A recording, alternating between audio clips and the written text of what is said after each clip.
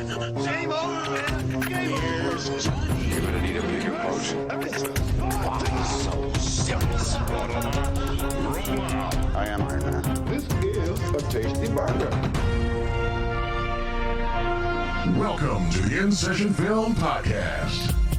Welcome to this podcast review for June 4th, 2024, and I'm JD Duran. And I'm Brendan Cassidy. Hey, thanks for joining us, everybody, for this conversation. I cannot begin to describe how excited I am for this conversation. Couple of babes talking about this movie. I am very much looking forward to it. Brendan, you know, we have a category at the In Session Film Awards that we do every year. Yeah, It is called Best Surprise Movie. You want to know why? Because babes are cool. You know, because sometimes there are these films that you might be aware of. Maybe you aren't aware of them. Yeah. But they come along and they knock you off your socks in ways that you just could not anticipate. Yeah, that's fair. That's fair. And maybe that's a little foreshadowing. That's all I'm saying. I don't know. Who knows? Oh, I cannot wait. This is... I was about to say something. I'll wait till we actually get to the review before I say it. But yeah, I'm looking forward to what you have to say. I'll simply say that. Yeah, I cannot wait to get into this. We're of course talking about the comedy Babes. Yeah. Which is directed by the legendary Pamela Adlon. Did you know that she was directing this? Because I did. In all honesty, did not realize that she directed this until about, let me look at my watch, 2 minutes ago. I did know this going into it. Yeah, I had no clue. Yeah, that she was, because I went into the movie knowing that it was directed by Better Things, Pamela Adlon, who was also in Bumblebee, as well as a few other things as well. Yeah, she's certainly been in known for her billion comedic things. stylings. So I knew that, and that was an interesting thing going into this movie, knowing that it was directed by her. Yeah, her feature directorial debut. I had no clue. Even though I watched the film, obviously there's the credits and everything there. I somehow just did not realize that. Maybe it's because you see Ilana Glazer out there, yeah, you know, promoting the movie, and she's been in some pretty popular things in recent years. She's obviously the star of this film as well. She's a co-writer, so in some ways you might think of it as sort of her vehicle in some ways. Absolutely. And oftentimes when you have a leading actor or actress, in this case, who also is the writer, and maybe you see them prominently in other things, it feels like their movie, even if it's not theirs. I also think of something like Nimel Kanjiani and his movie that came out. The Big Sick. You know, that and that's not necessarily a bad thing. You do see that with a lot of comedies where whoever is directing that movie, they're not really there to make it their own or leave their own stamp. If anything, they're really just a guiding force to make sure the film gets made. Because this ultimately feels a lot like an Ilana Glazer film more than anything else. Yes, and that's in the same way that The Big Sick, you thought of that as a Kumail Nanjiani movie, and of course his wife Emily. It felt like it was their movie. They wrote it. That, you know, Emily didn't star in it, but her, like, there's an actress playing her in the movie, so like it was their movie, even though it was directed by someone else, and we talked about it as their movie. And that's just one example. There's certainly other examples of this. So this makes for an interesting topic to maybe look at one day, right? Maybe a top 3 of, it doesn't have to be comedies, but movies that are really more writers and star movies as opposed to directors movies. You know, we often associate a movie as a director's vehicle. The new Linklater film, the new Spielberg film, right? Exactly. But there are times that that's not the case. We often might see that as a negative, that it's really just a director for hire thing, but sometimes it's about a filmmaker taking that back seat to let the right guiding force make its way to the end. And it's an interesting sort of thing we don't often see when it comes to movie making. I agree. And I think that is an interesting topic to get into at some point. And I looked at Babes as that. It was a Lana Glazer vehicle. She's starring in it. She co-wrote it. And she's been a star in other things in recent years. So I didn't even think twice about it. However, Pamela Adlon is a name that most people are, if they don't recognize the name, they'll know who she is as soon as you run down her list. Absolutely. Like, she's been around for a long time. She has. Long time. And has done a lot of great work. I had no idea. I didn't even think to look. It's amazing. It's amazing. I am astounded for how much I know you feel about this movie. You only just found out about this like a few minutes ago. That's incredible. Yeah. Does that just add to your level of joy? Of course. Yeah. Absolutely. I mean, maybe as a result, my surprise factor lessens a little bit. It's Lana Glazer, but knowing that Pamela Adlon is another voice, I can see why this film is the way that it is. Yeah. Now, it's still a big surprise. Big surprise. And it is Adlon's feature directorial debut. It's not like she's been making movies. She's been doing a lot of other work, obviously. But For sure. At any rate, let's go ahead and talk about Babes. I'm so excited to dive into this. It is, of course, as we just talked about, it is directed by Pamela Adlon, and it stars Lana Glazer, as well as Michelle Buteau, John Carroll Lynch, Oliver Platt, and others that come and go throughout the film. Stephen James, I should note, as Claude, because I'm sure he will be brought up in this conversation. He has a crucial role, a very brief role, but I mean, maybe the most important character in some ways, at least as far as the plot is concerned. Mm-hmm. Absolutely. His character lingers a little bit like Furiosa's mom. Furiosa's mom, Mahershala Ali in Moonlight. He's got a similar presence there. I guess we just played our cards as to what happens to the character. But there is a lingering presence even when he's not on screen, we'll simply say. Absolutely. All right, let's jump into this. If you're not familiar with Babes, it is about lifelong friends Eden and Dawn, one single and wanting a baby, the other already a mother. They navigate challenges to their bond when Eden pursues pregnancy. Again, maybe spoiler alert here. She pursues pregnancy alone after a one-night stand. Yeah. Of course, that is still pretty vague. Doesn't exactly say who she sleeps with or anything to that effect, but she pursues it alone. I think it's pretty easily implied, though. Yeah, and to be fair, this is not one of those movies that's about the not knowing of what's going on. You know, it's not built on narrative surprises. I don't think that's really the intent here. So even if you go into the movie knowing the outcome of this one night stand, I don't think that hurts the movie at all. Yeah, I agree. It's not about the way it traps. I agree. I get it. Okay, let's jump into this. And Brennan, I'm going to pose this. Usually, it's a question. Is this what you're doing? Yeah. Well, usually I toss it over to you first to start the conversation. I'm wondering in this instance if I should go first to start this conversation. You're jumping the gun because I said I was going to say something as we got into the review that I was going to save until now. And what I was going to say was, okay, for those of you watching on YouTube, should this be the review? Should I just lean back and let JD just do his thing? And probably for the podcast listeners, I backed away from my microphone, so it probably sounded a little thin, but I was leaning back, hands back behind my head, just sort of relaxing in my chair, because this is going to be mostly a vehicle for JD to talk about his own experience as a dad, being with his wife Brandy and what she went through, not just once but twice as a pregnant woman. So you have a lot more relatability to this movie than I do. And I think that's going to make the conversation more interesting. I think your thoughts are going to be the more credible ones. But that's not to say, I hope that doesn't imply I didn't like this movie, because I really did enjoy this movie. I just don't have that experience yet. So to me, this was a great comedy. To you, it was a documentary. So yeah, like, it is. very Yeah, I different know. things here.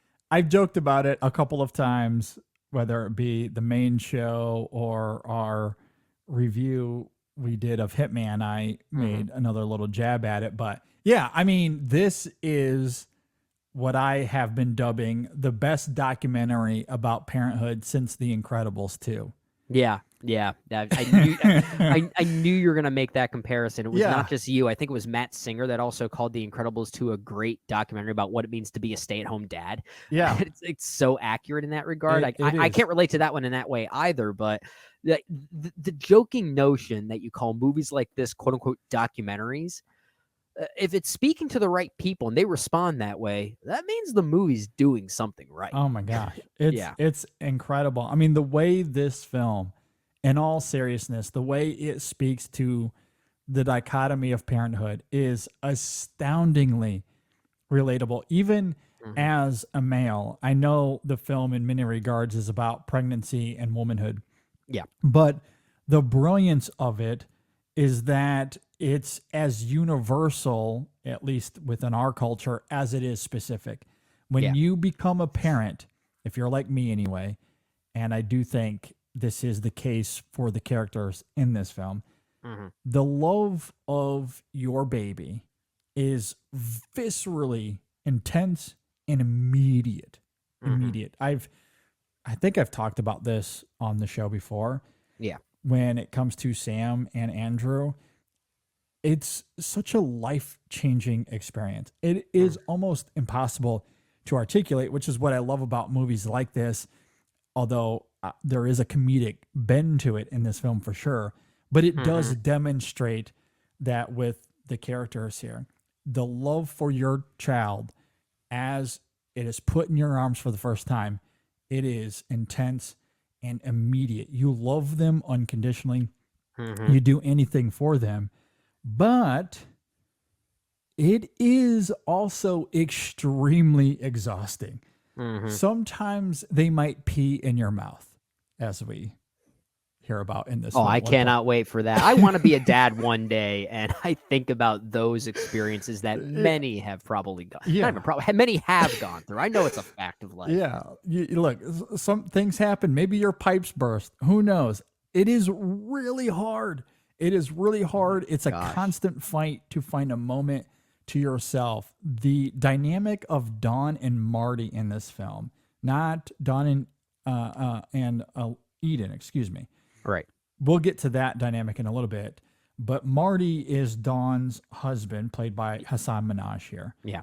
Who's also really good here. Really good. Yeah. They are extremely representative of myself and my wife. Even Almost to the burst pipes.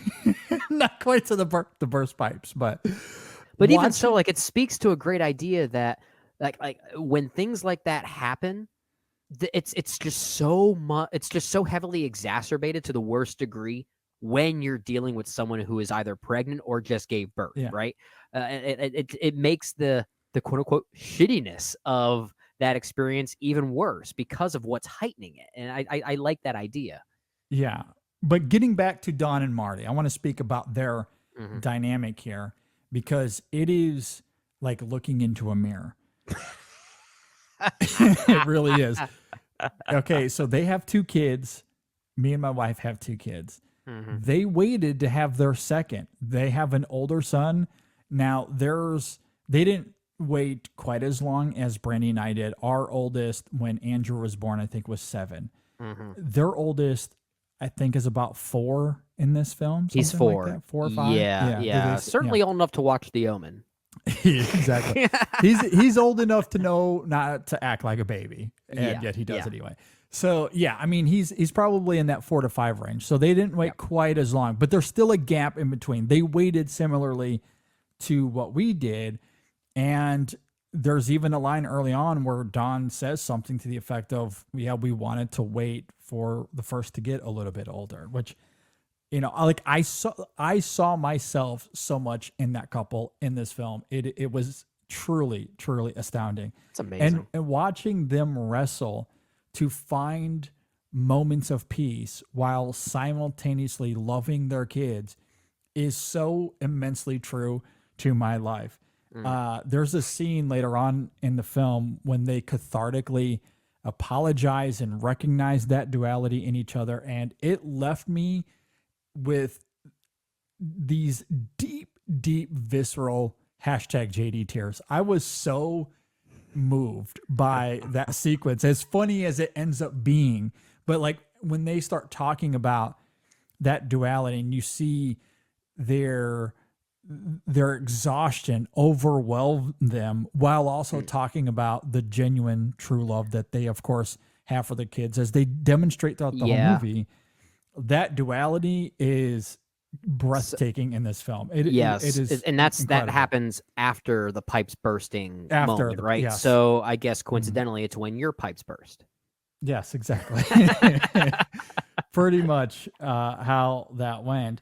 You know, but even with Eden, I loved her in this film as well because, again, you recognize her agony. She knows that she might be losing Dawn to her own circumstances, but fights for that relationship anyway, as we all would and hopefully do. I think that's why her moment with Claude is so crucial to her story here because it emphasizes further how connection is something that defines her. That's why she chooses to keep the baby.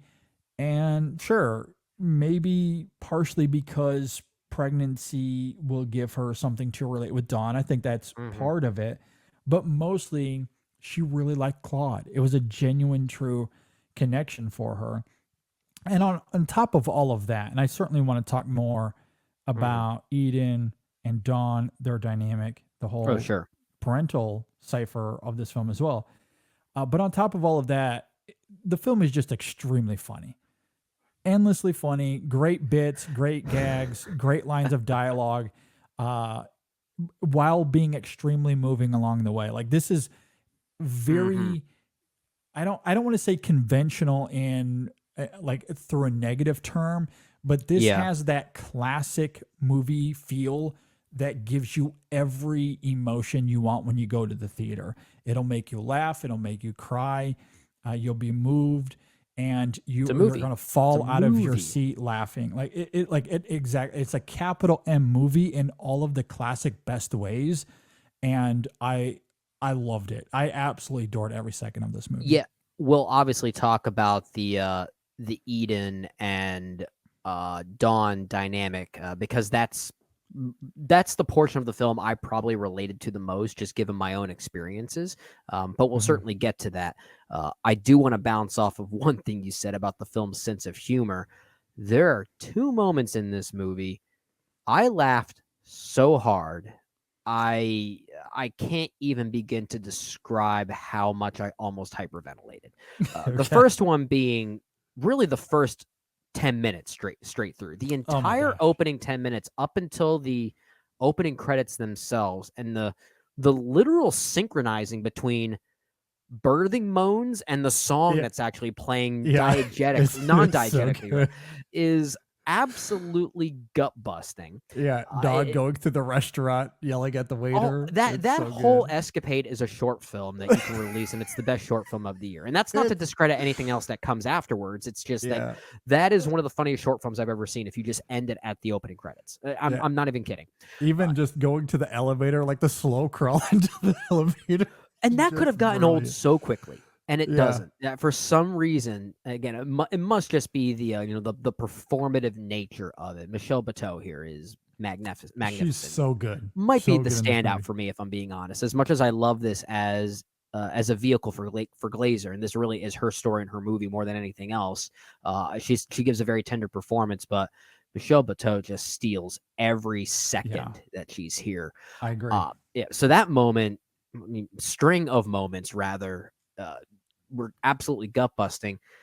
There's a cameo later on. I don't know if I want to say who it is. It's not a huge deal, but it's a brief appearance by Darren Criss as there's this interview process that Eden is going through to find her. Was it her midwife or something? The doula. The doula, yeah. And One is played by Darren Criss, who most people might know as he's been in many things, whether it be television, he's been on stage as well, very theatrical presence. One of the funniest small bits of screen time I've seen all year. Yeah. Is that moment there. So like this movie still works on a comedic level, whether you've experienced this or not. There are things there to latch on to.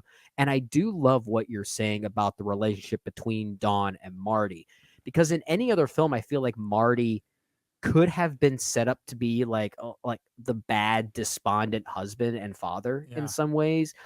And you sense those tendencies, but he's actually a really good guy as well. And I love that the film doesn't feel the need to kind of go the preachy message route, and instead has more of an earnestness to it, which I appreciated. I agree. One of my favorite lines of dialogue in the film is from Dawn when she's talking to Eden, but this is off the heels of a date they just had. And it seems as if Dawn and Marty just had this argument. There's a little bit of conflict. Yeah. And of course, Eden senses that something might be wrong. And so she wants to ask Dawn about what happened. And she says something to the effect, I'm paraphrasing here, but something along the lines of, I can't believe him. He said that I'm a good mother and I look beautiful. Can you believe that? It's just like, oh God. Again, relatable. This movie is immensely relatable. Oh my gosh. Everything gets twisted. It means something else. I can't relate to that directly, but I've heard stories from other people in my life who have experienced that same thing and have complained about something like that. Like, it's just like when my wife does it, she mostly does it in jest, and it is a joke here even, but there's something about Michelle Buteau and her performance here, and I completely agree with you. She is sensational in this film, but the way she complains about Marty and his sincerity, like, he called me beautiful. Like, can you believe that? The gall for him to do that. It's just so good. I do love that about this film, is that it's not afraid to point the fingers at its own subjects in a lot of ways. Like it is, I don't want to say it's bold, but it is willing to acknowledge that even this dynamic between Eden and Dawn, as wonderful as that friendship is, there is also this level of dependency as well that could be a little bit problematic at times too. Yeah. And I like that the film is able to address that there's really no ever blame to be had at a certain party or gender or representation in a relationship. It's actually very vague in that regard, and I really appreciated that. I agree. There's surprisingly, or maybe not surprising, because the more we talk about this, I just think it's incredibly thoughtful in both its dramatic context, but also its humor. And we've already pointed out a few examples. Yeah. But to circle back to Dawn once again, because I do not have enough good things to say about Buteau and her performance here. And I do want to talk about Glazer, because she's great. I love Eden here as well. But Buteau, it's one of the best performances of the year so far. Yeah, I would go that far with this. And we've noted a couple of times where she's just gut-bustingly hilarious. Yeah. However, there is a poignancy to this character that absolutely destroyed me as well. There's a scene early on where it is revealed that she is struggling to breastfeed. And it's also a moment we see in that opening montage, that opening sequence that Brendan was talking about earlier, where she's in labor and they got to get to the hospital and she has the baby. And there's a lot of humor layered into that whole sequence. Yeah. However, on the other side of the birth, and again, the moment is funneled comedically initially, where in the hospital, she's trying to get the baby to latch on and she can't. And it's a little bit of a struggle. And they play it off for laughs. However, some scenes later, when they come home and they're living their life day to day, we find that she's struggling to breastfeed. She's struggling to pump and to get the milk out. And it leaves Dawn feeling insecure. Yeah. And there's this conversation she has with Marty. Maybe it was Eden. I'm trying to remember who it is with. But one of them they're trying to comfort her because she's feeling insecure. And we get this great medium shot on Buteau who demonstrates that struggle where Marty or Eden, whichever character it is, comforting her, encouraging her, you can do this, you're great, we're going to make this work. And you see her in this medium shot reflecting on those words coming back at her and struggling to hold in her emotion and holding back the tears. It is an incredible work of subtlety that I absolutely love. Like it's an emotional beat in this film that did not need to be here necessarily because the comedy was already working in great waves. But then it also circles back to the heartfelt sincerity of the struggle of parenthood and specifically the struggle that women do have. My wife had this issue as well with our first child, where sometimes they struggle to get the baby to latch or whatever the issue is. And that does make them feel insecure that something is wrong. I've seen this firsthand. It's a common problem for sure. And it is emotional. And to give a sincere moment to that, not just a comedic one as we see in the hospital, but a sincere, heartfelt emotion where she is holding back the tears, and you get that shot, that lingering camera shot on Buteau, who brilliantly makes that work in her performance. It left me shook. I loved it. There are many moments like that. I think what you laid out there, that example specifically, might be one of the more artful examples as to how great her performance is. There are more obvious examples that doesn't make them less earned or less committed or less complicated. But I think of how she looks when she's first going back to work, and she's a dentist. That's what her profession is. But the way she says bye to her kids, she's got this smile that is convincingly genuine, only for her to turn around and just droop as much as she can. It's instant. Yeah. But I mean, it's obvious. Like, it's clearly demonstrating that.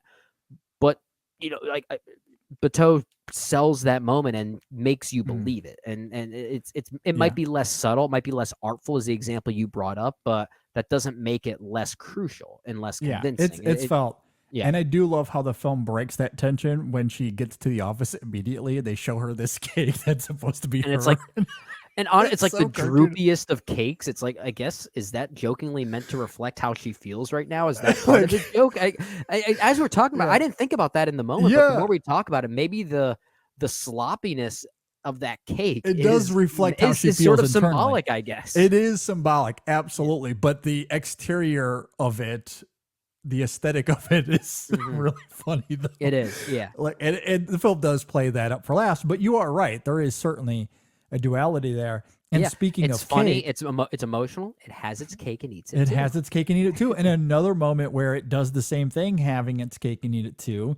There's a small, quiet moment in this film where it is Marty's birthday, and she has a cake, and she brings it over, and they're singing happy birthday to Marty. And what do we see with Dawn? She goes up to a little bit of a stairwell where she can look down overlooking at Marty the and the kitchen. kids celebrating. So it's like the most passionless way to give a birthday cake to your significant other. She's singing initially happy birthday, but as soon as that's over and she moves to the stairwell, she just sits there, and you just get this lingering close up on Buteau, and you see that she is drowning from exhaustion, just absolutely disassociated from that moment completely. And again, demonstrating that dichotomy of, I love my family, I love my children, but this is also tearing me apart. Like, I need a moment to myself. I need a moment to breathe. But when you have kids, that is difficult to do. It is extremely challenging. And how that comes through in Dawn, I don't know how to articulate it. It's a documentary is what it is. Like, it's so true to life. I'll take your word for it that it is. Again, I can't relate to the specificity of the pregnancy aspect of the movie. There are other things about the movie I want to talk about that I can relate, maybe not relate to, but I latch on to more because of my own experiences. But I wouldn't be surprised if I get to a point, because I do want to be a dad someday. It is something that my wife Maris and I have talked about. We do want to start a family if we're able to. It's one of these things where we get to that point. I'll probably say this is a 6-star masterpiece or something like that when I experience it like you have. Yeah, exactly. I mean, I very much responded to this because of life circumstance where I'm at now. And as I talked about in my opening thoughts, like almost eerily so. Like Don and Marty in their life is almost verbatim where I'm at in mine with my wife. You know, I'm trying to think of even more parallels too, because obviously the professions aren't exactly the same, but Dawn and your wife Brandy do work in the medical field in some ways. So I mean, are there parallels between you and Marty from a profession? I don't even know what he does in this movie. I know he works. I don't know if it says. The one thing with Marty that I did feel drawn to is this sense of optimism that he displays. And the one thing you also see, and I do want to make sure I'm clear on this as well, because the film wants to show us that duality of parenthood. Yeah. With Dawn. I don't know if Brandy, if she feels that same level of exhaustion. She's very good at hiding it from me. That's fair. But I do see it. I do see it in her as well. And I know when she's making attempts to find isolation and find a moment to breathe. Okay. And when I see it, that's my cue to make sure that I'm with the kids. And certainly it's vice versa as well. That's good telepathic synergy y'all have. You certainly need it. And I do think that is emblematic of Marty here. Like he recognizes that in Dawn and takes on the responsibility of the kids in those early scenes. There's that moment where he's like, look, you need to go and hang out with Eden before you go back to work. I got the kids. Sure. Everything's good here. You need to go. Like he recognizes that. He sees that. And even throughout the film, you see him taking on the responsibility with the kids as she starts to disassociate a little bit more and more. Yeah. And then at the end of the film, and to that moment I mentioned earlier in my opening thoughts, where they kind of cathartically recognize that duality in each other, that is a sudden shift in Marty where, again, if I'm going to relate it to my life, that where I do very much see myself in that character, where he hides it as much as he possibly can. He, leans into the kids, hangs out with the kids. Part of that with my own, with my kids, it's a little self-inflicted because I have a really hard time, like disciplining my kids because I don't want them to be mad at me. You're a nice guy. You're a nice dad. Brandy is a little bit of the bad cop where I'm the good cop. And as a result of that, they linger around. They want daddy around more because mommy's not going to make them, take a bath and do homework and, all those other things.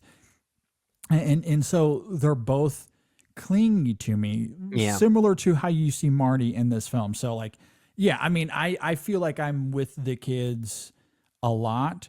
And then he has that reveal at the end of this film where he's like, no, I understand exactly what you mean.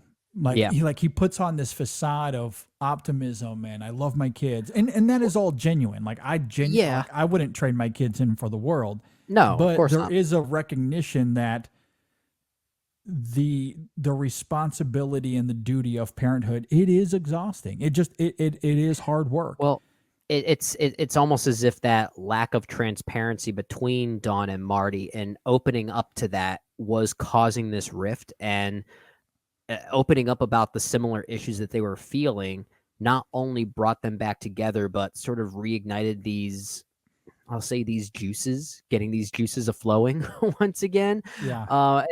It just goes to show the importance of transparency and openness in these situations. Yeah. Because you and your wife and anyone in this instance going through it with their own respective partners, they are in this together. And I do think that scene certainly recognizes that in a beautiful way. I agree. And I think that's a great transition to Eden, Sure. who is doing this alone, Yeah. as we noted Yeah. earlier, which is an interesting contrast here. And I do love that opening scene or that opening sequence she has with Claude. All of that is beautifully rendered, and you really need it because it's such a pivotal, crucial Well, moment that it's leads to it's the it's drama. another good short film. It's a It is. short It a really short is. romantic film. And I know we sort of danced around the specifics of Claude and Eden's relationship and what happens. I feel like we kind of need to at least reveal what happens, only Okay. because the reason why I bring this up is because this film does a few things I don't think I've ever seen a movie of its kind do, or at least address, which I really Uh-huh. respect about it. One of those things being, what happens when you have a great first date with someone, whether it be you meet them in an open environment just off the cuff, or could be maybe, I don't know, an online dating experience. That happens a lot nowadays. What happens if you really, really hit it off with someone and you sadly find out the next day that they passed away? Yeah. Like this is that's a really interesting question Yeah. that I don't think I've ever seen a movie really talk about before. Yeah. And that's really interesting for this movie. I agree. It's not as if Claude, and maybe the film sets up that mystery box early when it seems Mhm. as if he's ghosting her.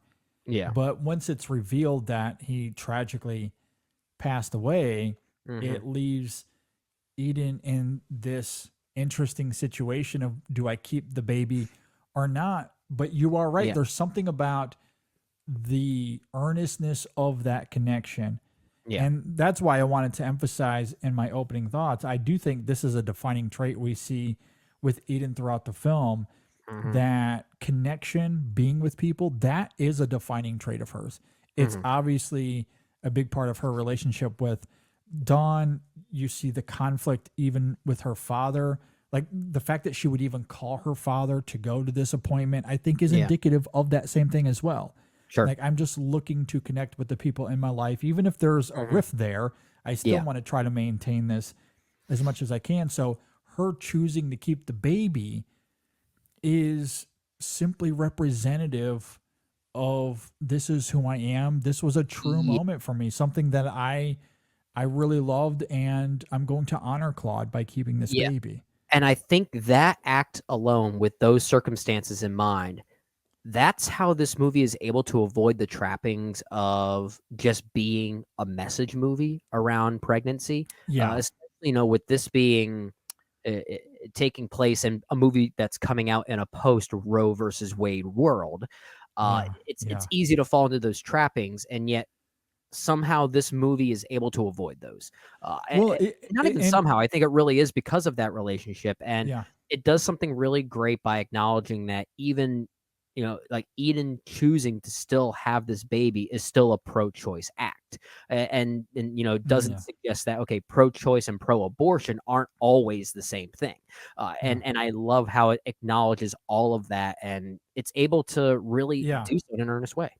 I mean, when Eden and Dawn are having that conversation early on in the film, I never got the sense that the film was pro or anti anything. And the Yeah, characters, I exactly. don't think, feel that way either. Mhm. Dawn might be urging Eden to maybe get rid of it simply because she recognizes that, hey, But yeah, being a but parent it's is not hard it's and not we're due going to to be a certain single parent. political messages or Y- beliefs or agendas. It's Exactly. because of the circumstances, It's knowing that, hey, you're a circumstantial. single person. Can you even do Can you this? even? Yeah, it's hard. Emotionally, it's hard. And the film demonstrates that with Dawn herself, that it is extremely Mhm. taxing. So, why would I think, even though I love Eden, why would I think she could handle this? Yeah, like, exactly. like alone, like as a single mother. So, like, you understand that struggle there. And you're right. The film does a great job of avoiding the politicizing of it, Yeah, yeah. and just lets the emotion of the characters drive the actions. Yeah. And that's what makes it such an invigorating scene. Like, it has nothing to Mhm. do with a moral responsibility or religious philosophy. It has nothing to do with any of that. It has everything to do with I made a genuine connection with a person. They unfortunately passed away, but it meant something to me, so I'm going to keep this baby in honor of that. Like that, there's a beauty and a poeticism to that I absolutely loved. And honestly, as someone, and this is where my bias will show slightly, just in terms of my own personal experiences and growth as a person. Like, I love my two kids. Watching them being born is such a magical experience that has profoundly changed who I am. That watching someone make that decision, having that experience, knowing that they might get to share something similar to that, is something that I do take delight in. And while and again, I don't want to get into politics, Right. but you see something like The First Omen earlier in the year, or or Immaculate, yeah. And look, again, I'm not going to get into politics. I love what those films are trying to accomplish and what they're trying to say. The First Omen, I think, is incredible. I think it's fantastic. One of the best films of the year. Yeah, I don't disagree with the politics of those movies. However, it's interesting how this, while not getting political, it is such a refreshing change from those two movies. It is, yeah. That I think that's why The First Omen and Babes weirdly, I think, are complementary to each other, because it's less about the politics, although The First Omen certainly gets more political. But you think about the emotion that drives those choices, and whether they make the choice to not have the baby for those for the same emotional charges that drive a person's actions that are warranted and earnest, or you get what we see here with Eden, and when it's coming from a place of sincerity and a place of truth, whatever they decide to choose, I think there's something affable about that. Yeah. The other thing about this movie that also goes along with what you're saying, but really kind of surprised me, I don't really see movies of this kind doing this type of thing as much. It's when you see movies about pregnancy, especially comedies, a lot of times it really is about the interplay between mother and father, right? Or husband and wife, partner and partner, whatever it is. It's usually about that dynamic in a lot of ways. But here, like, this is a movie that kind of suggests the even more importance of having your closest friends with you while you're going through this as well. It's not just about the togetherness and the sense of understanding you have from your partner. It's about how others in your life outside of just your immediate family can contribute to your sanity. What defines family is a big theme here. It is, absolutely. In a weird way, like, I think back on comedies about pregnancy, like, let's say Knocked Up by Judd Apatow, okay, which in a way kind of set this trend about what these kind of movies could be. But this movie's not like that at all. But where it might be is in, let's say, some of the dynamics between Katherine Heigl and Leslie Mann, who are sisters in that movie. You know, like just like some of those things. You don't. I feel like you don't often see the friendship angle as such a crucial and important piece when a woman is going through this. And I love that the film has a lot on its mind about that importance as well, because I do think there's a lot of importance to it. Yeah, I completely agree. I do love that about the film. And it's such a significant part of it, obviously, with Eden and Dawn and their dynamic and the volatility and this disconnect that they seem to have. And that's where I think, even if you're not a parent, there is certainly going to be a lot to relate there. The whole idea of you grow up as friends, and we do learn that Eden and Dawn have been best friends since their childhoods. And yet you start to maybe grow apart simply because of life circumstance, because you're married and you have 2 kids, whereas Eden is single and still trying to figure out that part of her life. And Yeah. they live in different parts of the city. That's a running gag throughout the film. I had to take 3 trains and walk 16 blocks just to meet you over here to go do a movie or whatever the joke is there. Yeah. And so you do start to drift apart a little bit, but how does that, or I guess maybe a better way to phrase that is the drifting apart doesn't mean that the relationship ends or that you're still not family. And I do find that notion interesting. Certainly not the first film to tackle that idea, but in the context of becoming a parent and, having shared experiences in that regard. And that's why I noted earlier, even though I think the choice, and again, circling it back to that word, Eden does choose to have this baby. Yeah. Which is why the film avoids the whole politics of it all. But she chooses to have the child. And while I think it absolutely stems from that night with Claude and wanting to honor him, I do think a part of it is this will allow me to connect with Dawn as well. Well, yeah, and it's twofold in some ways, because on one hand, yes, it's about maintaining that connection with Dawn. I don't want to lose my best friend. But again, there's also this dependency there, as if to suggest, oh, I have Dawn here to help me out, so I'm technically not in this alone. There might be a little ignorance there too. So the film has this ability of showcasing both the positive, but maybe also the flawed attributes of that choice. And I do think that's a nice layer to add to it. I love the way that the film goes about depicting the existence of this dynamic, this friendship, if you will. It kind of has this weird small town mentality, but still adapting it to the big city, which you don't often see as well.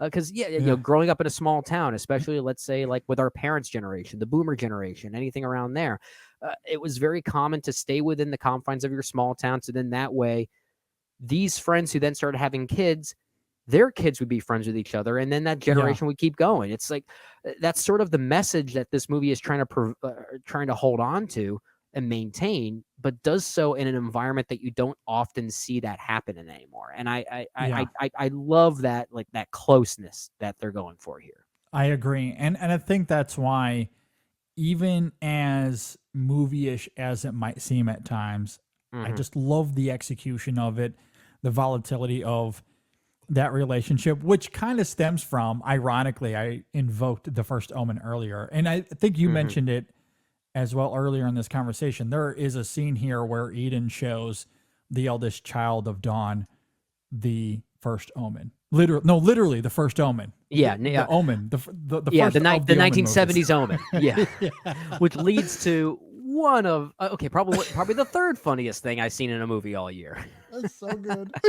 That whole gag with the new nanny, incredible. Just absolutely love that whole sequence. Oh gosh, it's ridiculous. It should not work in the context of this movie, and yet it does. It's brilliant. No, I love that.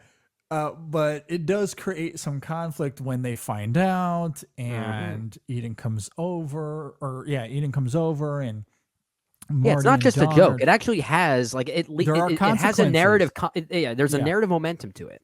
Absolutely, and it starts to build some conflict between Dawn and Eden as well, and so eventually they go on this baby moon together. That leads to some more conflict as well, and you do start to see the tropes kind of writing themselves there a little bit, but the execution of it I just find incredibly vigorous and just textured in the way that it builds upon, because once they come back from that and they kind of go their separate ways, that there's eventually going to be a moment that brings them together.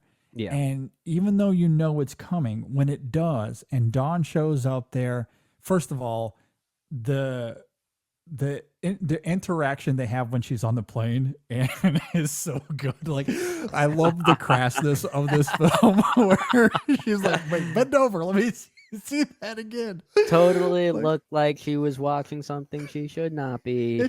Yeah. Just absolutely hilarious.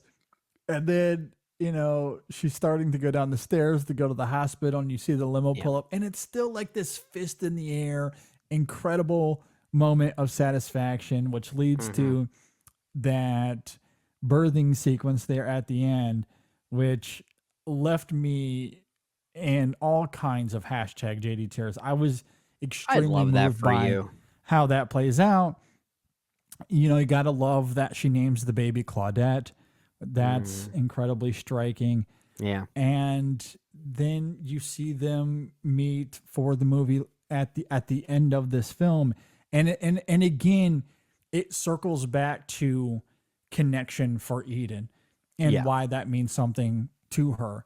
Where on one hand, what you're talking about there in terms of what defines family. Yeah. And this is something like the reason she ends up going to the hospital to begin with is because I'm not going until you not just apologize. The apology is one thing. Like she could almost do away with the apology. What she wanted to hear from Dawn was, we're family. Yeah.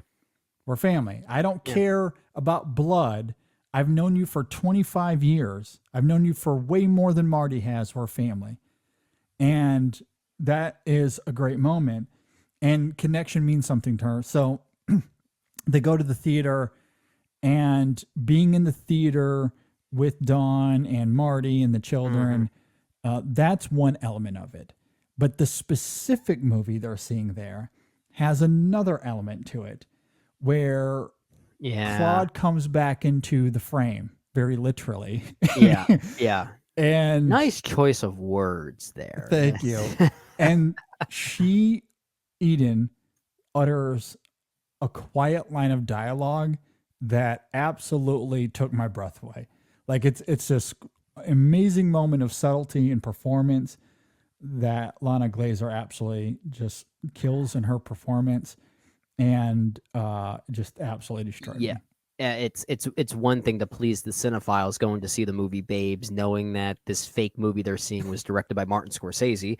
But yeah, you're right. The way Claude is reintegrated into the movie is very touching. I had the IMDb trivia open as we're talking about here, and I don't know if you had it open or even had a chance to read through the one piece of trivia that exists for this movie. But it makes so much sense as to why this dynamic between Eden and Dawn works, because according to Glazer herself, she and I'm quoting this from IMDb, she and co-star Michelle Buteau have been friends in real life too for 20 years. So if that is true, and she's not just there, or she's not just saying that to sell the movie right now. I mean, I believe it. I absolutely believe it based on what we see in the final product.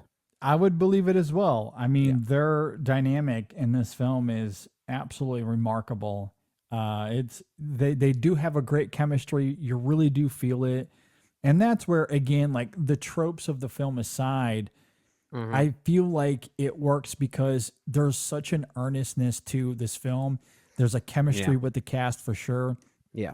And even what Pamela Adlon brings to the film in terms of her filmmaking, I think is maybe a little bit underrated, because I think some of the camera work here for a comedy especially is actually quite astute. Well, it lingers. It's not. It doesn't quick cut for certain things for comedic effect. It actually lets the performers do its thing. We often talk about the importance of restraint when it comes to directors doing their thing, letting the right people take over when they need to, and a good director knows to do that. So I think in that regard, from a restraint standpoint, Pamela Adlon deserves some credit. I agree. And weaving in the comedy and emotion in a way that doesn't feel like those are jarring tones. Right. And the best, either, however you want to label this is a comedy.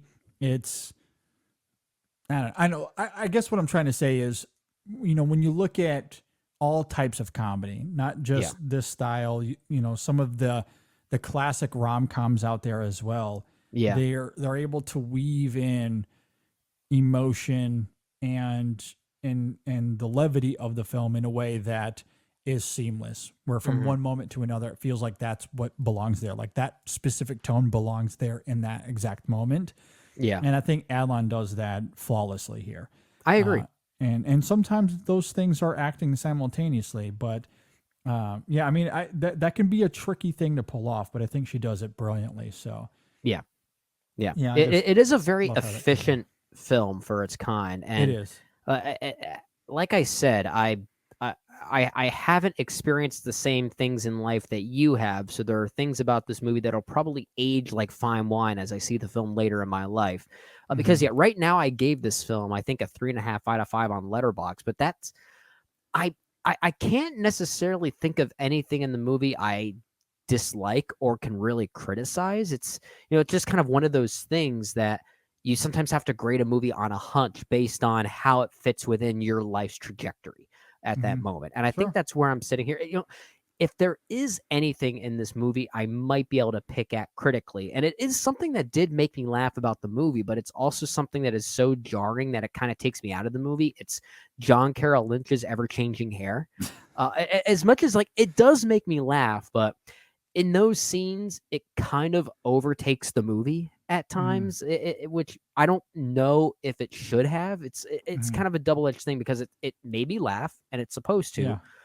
Did it make me laugh for the right reasons? I'm not sure Mm. about, and it was kind of a double-edged thing. Yeah, that's very fair. I loved John Carroll Lynch here as Dr. Morris. I thought he was Mhm. brilliant. He's also very funny. I loved the hair gag throughout. I Okay. guess really, if I had to nitpick the film at all, it would be I do think there are some gags that linger on maybe a little too long.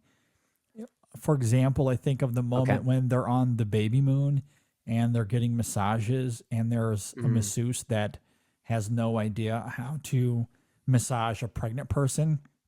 And some of That does go on a that little long. moment, Yeah, I you're think right. lingers too long.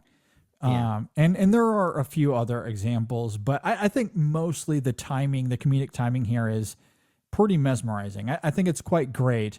A few Mhm. blimps here and there where I think it could have been trimmed slightly, but that's Okay. about as far as I can go as far, with criticism. Like I think beyond that, I could understand if someone wants to criticize the writing for being tropey. I do Mhm. think that it is, but this to me is one of those classic quintessential cases of it's not what a movie is about, but how it's about it.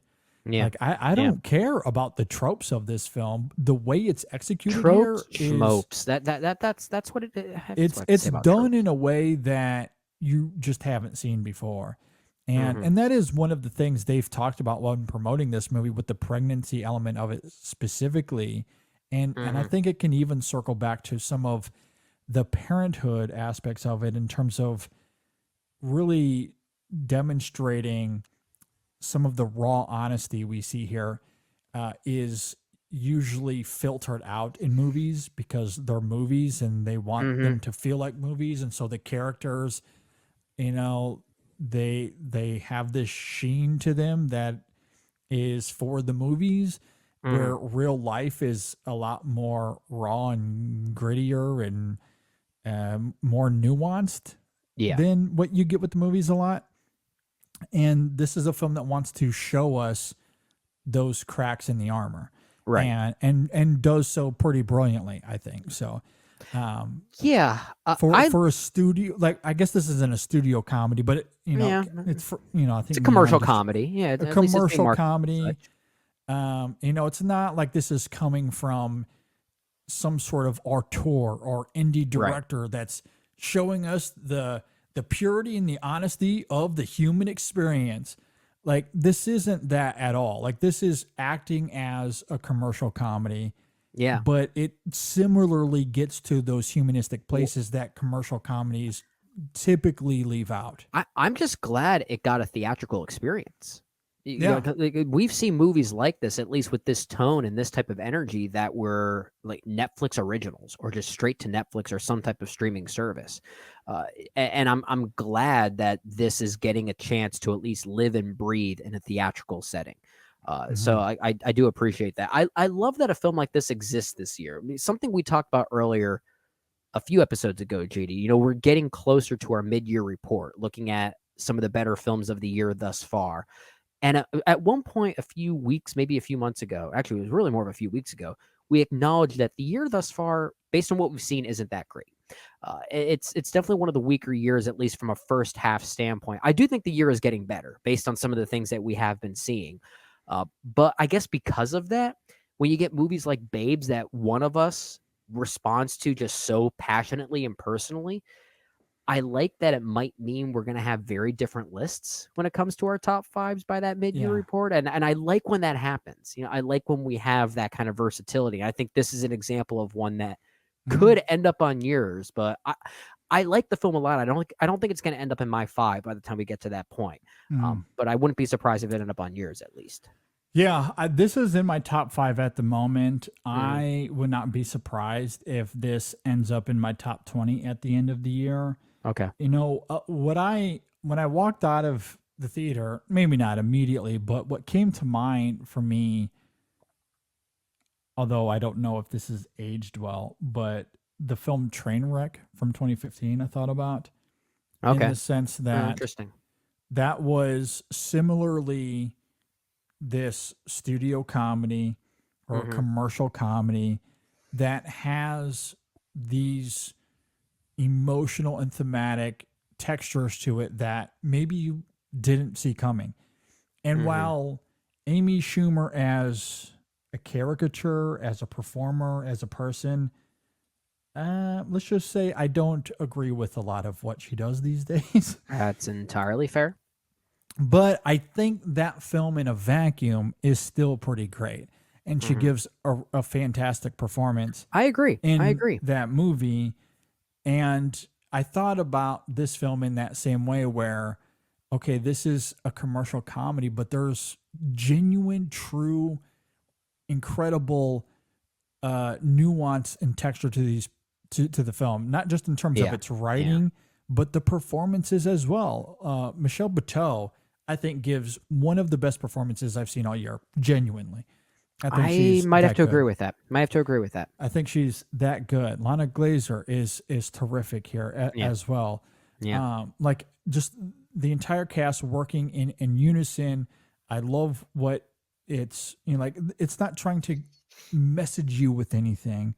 Right. Right. And some of its universal ideas here they're not anything new, but they tap into this raw honesty that is invigorating, that I think does give the film a lot of heft.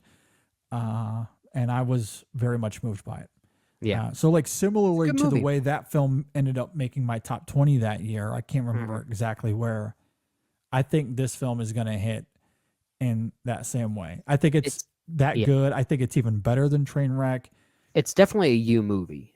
It's definitely a me movie for sure. It's gonna. I mean, there's gonna be every critic, especially, has a few movies every year. So usually a small handful, sometimes more, sometimes less. That they almost feel like they're made for them, right? And clearly, this is one of those movies for you, and I love that for you. Yeah, it's freaking fantastic. I loved it. Absolutely adored it. So, anyway, those are our thoughts on Babes. I cannot wait to see it again. And if you agree or disagree with anything we had to say, if you're watching us on YouTube, leave a comment below. If you're listening on Apple Podcasts or Spotify, please rate or you can rate and review us, but reach out to us on social media, Facebook, Twitter, Instagram. Let us know what you think. You can email us on sessionfilm@gmail.com. All right, quickly before we get out of here, the main show this weekend, we continued our Best Picture movie series talking about The Lost Weekend. We have a review of Hitman coming out as well, or maybe it's out depending on the release order. Still not sure at this point. We'll have a new Chasing the Gold episode. We have a new Women in Session episode out as well. Lots of content. Very busy. There's lots of writing up on the website at InSessionFilm.com that you can go and check out.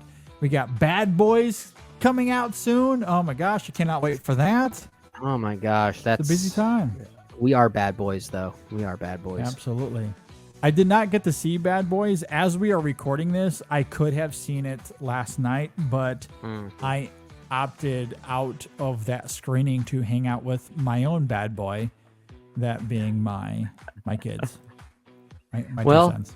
if that was the night you texted me this great reenactment of Toy Story that Andrew was putting on? that was over the weekend. That was different. I don't know if you saw the post of Andrew moving the steering wheel. I posted that on Twitter okay, last night, I believe. that was cute. That was cute. But I was gonna say that I'll probably get some hate mail for this one, but that video of Andrew playing with, who is it, Rex and I'm blanking on the other name. The horse, Woody's horse, Bullseye. Bullseye. Yeah, that was better than anything I saw in Toy Story 4. Yeah, I agree. Yeah, it was fantastic. That Toy Story moment blew me away for sure. Yeah, but that's the thing. Like, in a nutshell, why I love Babe so much, because having kids really is the best thing. It is amazing. I would not change it for the world. I can't wait. I love my kids to death. Is it exhausting? Yeah, it is. And I love that the film is willing to have an honest conversation about it. Yeah. I never asked you this during this whole conversation. Maybe you said this and I totally blanked on it, but did you bring your wife to see Babes? Or did you see this by yourself? No, I went by myself, but as soon as I got home, I immediately recommended that she go. Okay, I was going to ask like how you felt about maybe either bringing her or just in general recommending it to her, if this would be too horrific for someone. No, she'll love it. No, she's going to absolutely find it relatable, maybe even tear up like I do. Okay, that's cool. Well, not like I do. No one tears up like I do. No one does.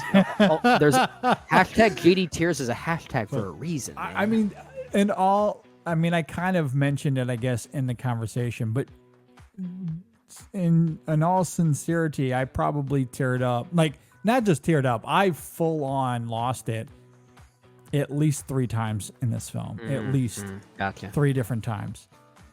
Wow. Like and of course I laughed my ass off the whole time too. Like, yeah. I mean, I laughed a lot too, so I can at least relate to that notion. Like, just a full on experience, a movie experience. Loved it. Movies are good. Movies are good. Thanks for listening, everybody. Thanks for watching. We'll see you next time on the In Session Film Podcast. Michelle Buteau, Oscar campaign starting right now. Listen, babes, listen.